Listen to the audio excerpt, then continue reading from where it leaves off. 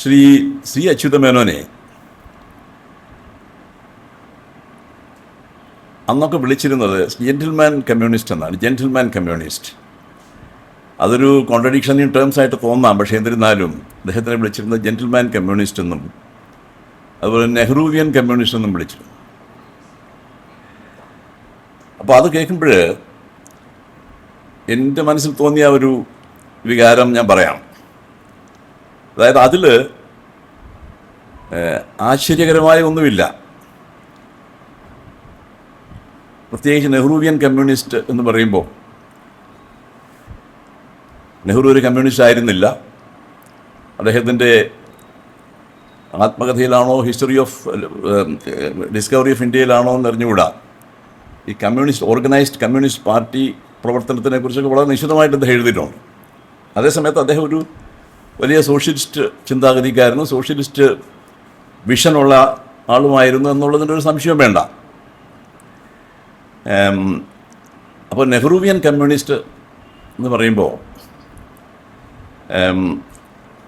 അതിൽ ആശ്ചര്യകരമായിട്ടില്ല എന്ന് ഞാൻ പറയാൻ കാരണം, ഇന്ത്യയിലെ കമ്മ്യൂണിസ്റ്റ് പ്രസ്ഥാനം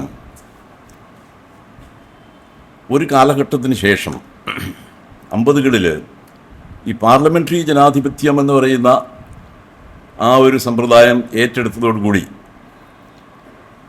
നെഹ്റുവിൻ്റെ സോഷ്യലിസ്റ്റ് വിഷനും കമ്മ്യൂണിസ്റ്റ് പ്രസ്ഥാനങ്ങളുടെ സോഷ്യലിസ്റ്റ് അല്ലെങ്കിൽ കമ്മ്യൂണിസ്റ്റ് വിഷനും തമ്മിൽ വലിയ ദൂരമില്ല എന്ന് തോന്നിപ്പോയി. അപ്പം അതുകൊണ്ട് ഈ അച്യുതമേനോനെ നെഹ്റൂവിയൻ കമ്മ്യൂണിസ്റ്റ് എന്ന് വിളിക്കുന്നതിൽ അഭംഗിയില്ല എന്ന് തന്നെയാണ് എൻ്റെ ഒരു വിശ്വാസം. ഈ 1959 ഈ വിമോചന സമരം എന്ന് പറയുന്ന ആളുകൾക്ക്, ഇപ്പം പുതിയ തലമുറ ആളുകൾക്ക് ഇത് കേട്ടുപോലും കാണില്ല.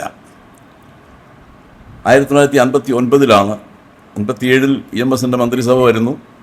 59 വിമോചന സമരം ആരംഭിക്കുന്നു. അപ്പോൾ അതിനുശേഷം ആ ഗവൺമെൻറ്റിനെ പിരിച്ചുവിടുകയൊക്കെയാണ് ഉണ്ടായത്. ആ ചരിത്രം എല്ലാവർക്കും അറിയാവുന്ന കാര്യമാണ്. അപ്പം അന്ന്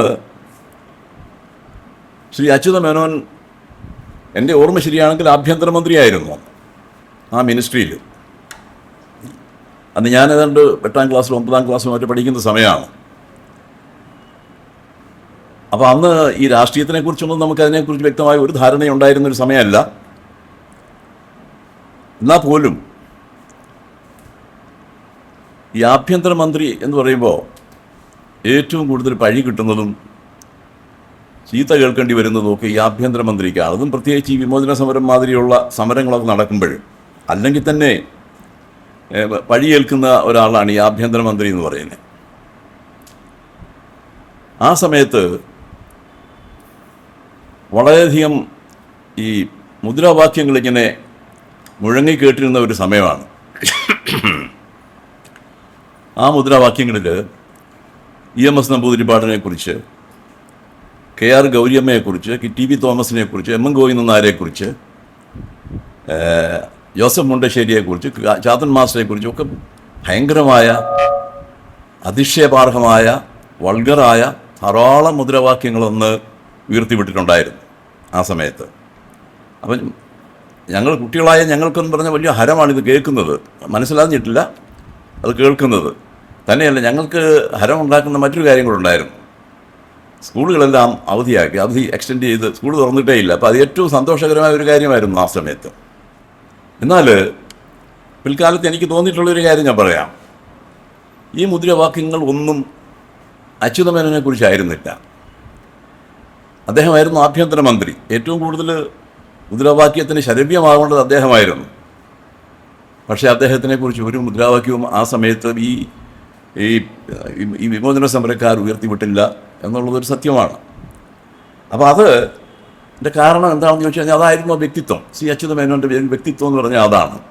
ആരെയും പ്രൊവോക്ക് ചെയ്യാൻ അദ്ദേഹത്തിന് കഴിയുമായിരുന്നില്ല. അപ്പോൾ ആരും അദ്ദേഹത്തിനെതിരായിട്ട് ആക്ഷേപകരമായ മുദ്രാവാക്യം മുഴക്കാൻ തയ്യാറായിരുന്നില്ല എന്നുള്ളതാണ് എനിക്ക് മനസ്സിലായിട്ടുള്ളൊരു കാര്യം. ശ്രീ അച്യുതമേനോൻ വളരെ തികഞ്ഞ ഒരു കമ്മ്യൂണിസ്റ്റ് വീക്ഷണമുള്ള ആളായിരുന്നു എന്നുള്ളത് എല്ലാവർക്കും അറിയാം. ആ പ്രത്യയശാസ്ത്രത്തെ ഏറ്റവും നന്നായി മനസ്സിലാക്കിയ ആളുകളിൽ ഒരാളായിരുന്നു അദ്ദേഹം എന്നുള്ളതിന് സംശയമൊന്നും വേണ്ട.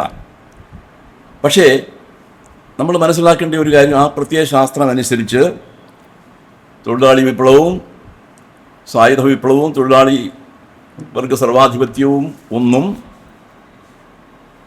ഇന്ത്യൻ സാഹചര്യത്തിൽ വിദൂര ഭാവിയിൽ പോലും നടക്കാൻ സാധ്യതയില്ല എന്നുള്ളൊരു തിരിച്ചറിവ് ഈ പ്രസ്ഥാനത്തിൽ പലർക്കും ഉണ്ടായി എന്നുള്ളത് ഒരു സത്യമാണ്. അതുപോലെ അദ്ദേഹത്തിന് ആ ഒരു ബോധ്യം ഉണ്ടായിരുന്നു എന്നുള്ളതാണ്. നിങ്ങൾക്കറിയാം, സോവിയറ്റ് എക്സ്പെരിമെൻറ്റിന് ശേഷം, സോവിയറ്റ് യൂണിയൻ നടന്ന പരീക്ഷണത്തിന് ശേഷം യൂറോപ്പിൽ വിപ്ലവ സിദ്ധാന്തത്തെക്കുറിച്ചും സോഷ്യലിസം നടപ്പിലാക്കുന്ന രീതിയെക്കുറിച്ചുമൊക്കെ യൂറോപ്യൻ രാജ്യങ്ങളിലെ കമ്മ്യൂണിസ്റ്റ് പാർട്ടികളിൽ ഒരു പുനർചിന്തനം ഉണ്ടായി എന്നുള്ള ചരിത്രമൊക്കെ നിങ്ങൾക്കൊക്കെ അറിയാം. പ്രത്യേകിച്ച് ശ്രീ വിവേകാനന്ദനെ പോലുള്ള ആൾക്കൊക്കെ നന്നായിട്ട് അറിയാവുന്ന സംഗതികളാണ്.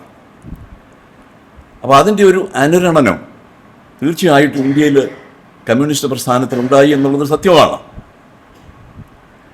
അപ്പോൾ സമാധാനപരമായ മാർഗത്തിലൂടെ സോഷ്യലിസം സ്ഥാപിക്കുക എന്നുള്ള ആ ഒരു കാഴ്ചപ്പാട്, അപ്പോൾ സോവിയറ്റ് യൂണിയനിൽ നടന്ന വിപ്ലവത്തിൻ്റെ ആ ഒരു മെത്തേഡിൽ നിന്ന് മാറി സമാധാനപരമായ പാർലമെൻ്ററി രീതിയിൽ അങ്ങനെ സമാധാനപരമായൊരു മാർഗത്തിലൂടെ സോഷ്യലിസം നടപ്പിലാക്കാൻ കഴിയണം എന്നുള്ളൊരു ചിന്താഗതി യൂറോപ്യൻ കമ്മ്യൂണിസ്റ്റ് പാർട്ടിയിൽ ഒക്കെ ഉണ്ടായിരുന്നു. അപ്പോൾ അതിൻ്റെ ഒരു സ്വാധീനം നമുക്ക് ഇവിടെ ഉണ്ടായിരുന്നു.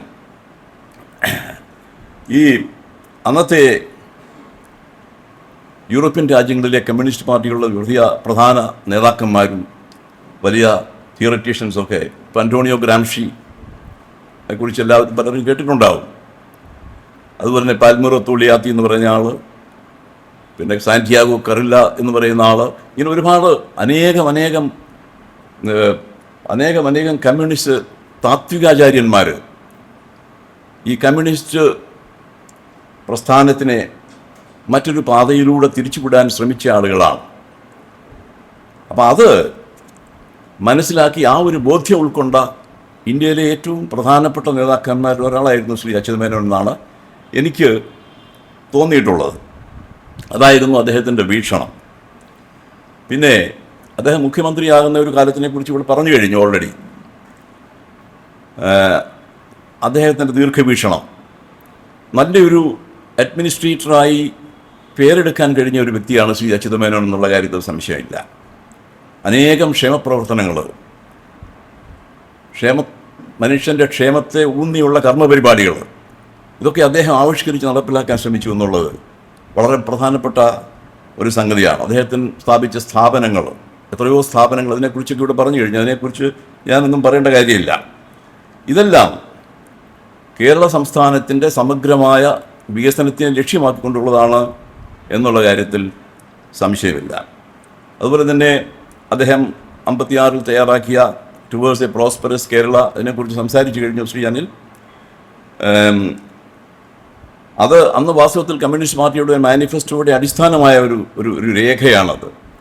അപ്പോൾ കേരളത്തിൻ്റെ വികസനത്തിനെക്കുറിച്ച് വാസ്തവത്തിൽ ഏറ്റവും കൂടുതൽ കൺഫ്യൂഷൻ ഉള്ളത് ഇവിടുത്തെ ഗവൺമെൻറ്റുകൾക്കാണ്. കാലാകാലങ്ങളിൽ വന്നിരിക്കുന്ന ഗവൺമെൻറ്റുകൾക്കാണ് ഈ കേരളത്തിലെ വികസനത്തിനെക്കുറിച്ചുള്ള യാതൊരു ക്ലൂ ഇല്ലാത്ത ഗവൺമെൻറ്റുകളാണ് ഇവിടെ നിലവിൽ വന്നിട്ടുള്ളതൊക്കെ തന്നെ. പക്ഷെ അതിൽ നിന്നൊക്കെ വ്യത്യസ്തനായി ഈ കേരളത്തിൻ്റെ വികസനത്തിനെക്കുറിച്ച് വ്യക്തമായ കാഴ്ചപ്പാടുകൾ, വളരെ ദീർഘവീക്ഷണമുള്ള ഒരു നേതാവാണ് ശ്രീ അച്യുതമേനോൻ.